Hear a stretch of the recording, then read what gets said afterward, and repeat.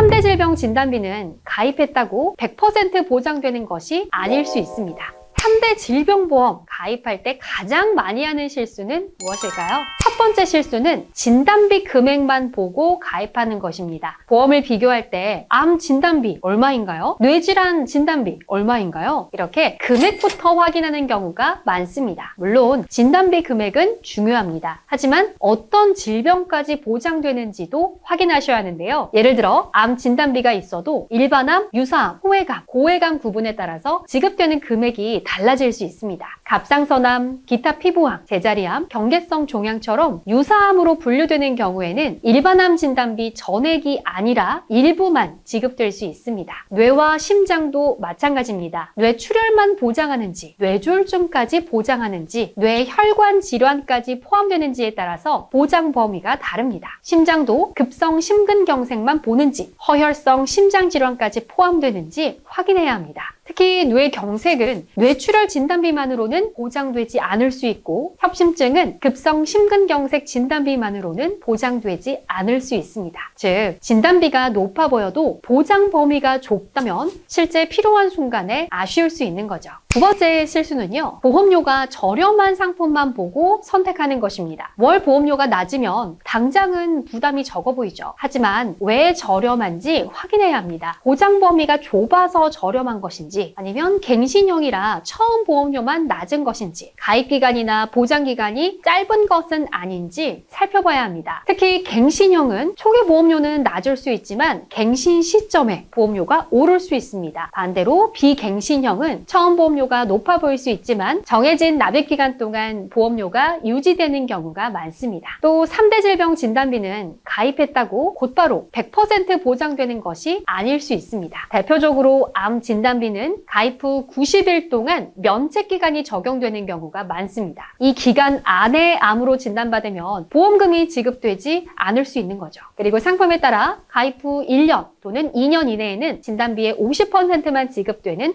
감액 기간이 있을 수 있습니다. 예를 들어 암 진단비가 3천만 원이어도요, 감액 기간 중에는 1,500만 원만 지급될 수 있다는 뜻이죠. 뇌출혈, 뇌졸중, 급성 심근경색, 허혈성 심장질환 같은 진단비도 상품에 따라 감액 기간이나 지급 조건이 다를 수 있습니다. 일부 진단비는 최초 1회 지급 후에 보장이 끝나는 경우도 많습니다. 앞으로 10년, 20년, 30년 동안 계속 유지할 수 있는 보험료인지, 그리고 언제부터 100% 보장되는지까지 함께 확인해야 합니다. 세 번째 실수는 기존 보험을 확인하지 않고 새로 가입하는 것입니다. 3대 질병보험이 필요하다고 느끼면 바로 새 상품부터 알아보는 경우가 많습니다. 하지만 가장 먼저 해야 할 일은 이미 가입한 보험을 확인하는 것입니다. 예전에 가입한 보험 안에 암 진단비, 뇌출혈 진단비, 급성 심근경색 진단비가 이미 들어있을 수 있습니다. 문제는 기존 보험에 보장이 있더라도 범위가 좁거나 금액이 부족한 경우가 많이 있다는 점인데요. 예를 들어 암 보장은 있는데 유사암 보장이 너무 적을 수 있는 거죠. 또 뇌 보장은 있는데 뇌출혈만 있고 뇌혈관 질환은 빠져 있을 수 있습니다.